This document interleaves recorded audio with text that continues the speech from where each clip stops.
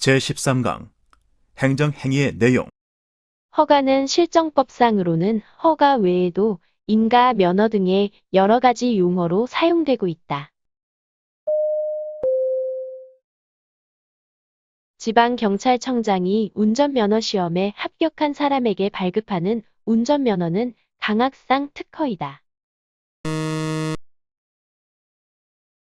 허가는 상대적 금지를 해제하여 주는 행위이다.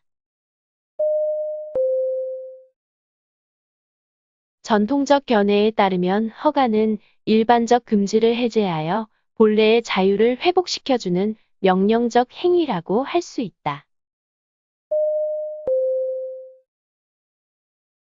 종래의 통설에 따르면 허가는 자연적 자유에 속했던 것을 회복시켜 주는 것이다. 한의사면허는 경찰 금지를 해제하는 명령적 행위인 강학상 허가에 해당한다.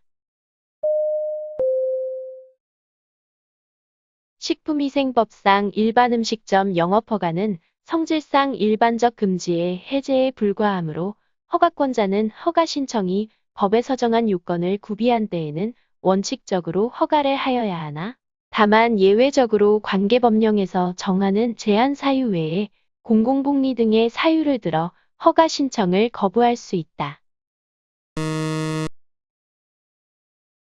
판례에 의할 때 식품위생법상 일반 음식점 영업허가는 재량행위로 보고 있지 않다.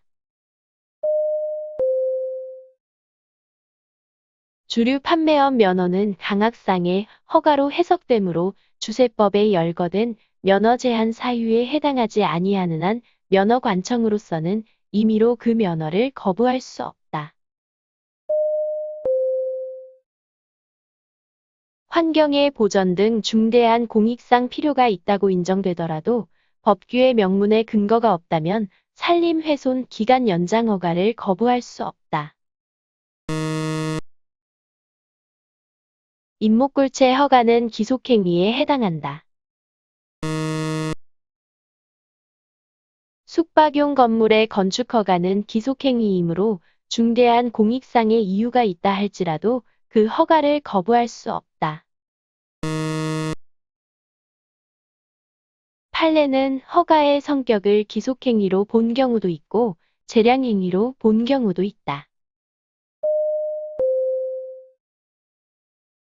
국토의 계획 및 이용에 관한 법률상 용도지역 안에서 토지의 형질 변경 행위를 수반하는 건축 허가는 재량행위에 속한다. 토지의 형질 변경 행위를 수반하는 건축 허가처럼 기속 행위인 허가가 재량 행위인 허가를 포함하는 경우에는 재량 행위가 된다. 의사면허는 대인적 허가로 볼 수 있다.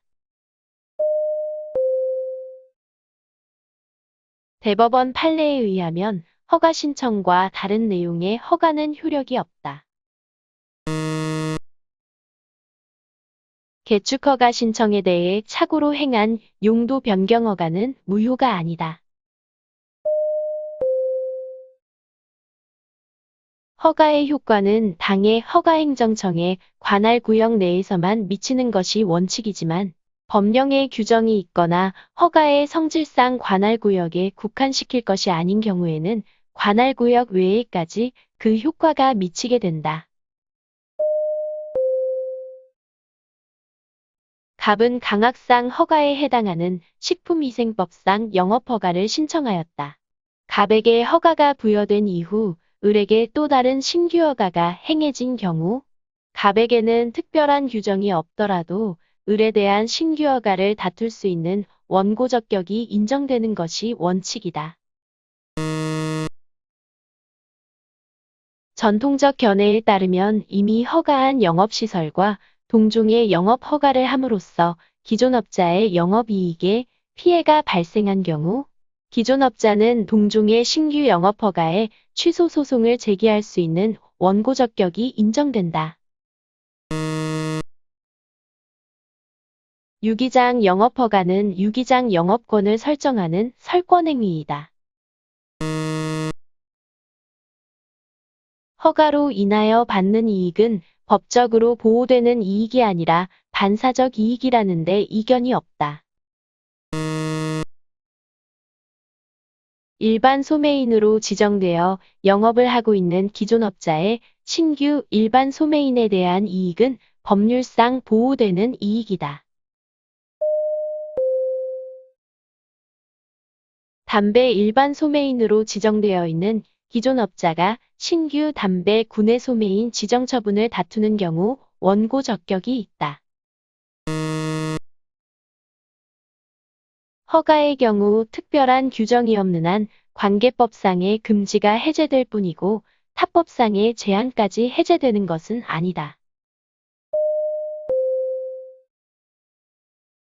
갑은 강학상 허가에 해당하는 식품위생법상 영업허가를 신청하였다.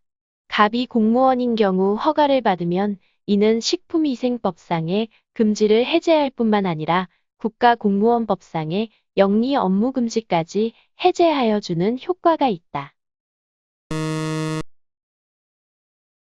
접도구역 안에서 건축을 하기 위해서는 건축허가청으로부터 건축법상 건축허가를 받는 것으로 충분하다.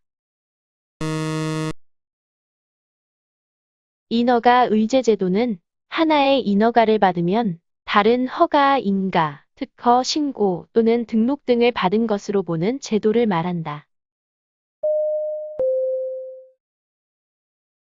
인허가 의제제도는 복합민원의 일종으로 민원인에게 편의를 제공하는 원스톱 서비스의 기능을 수행하게 된다.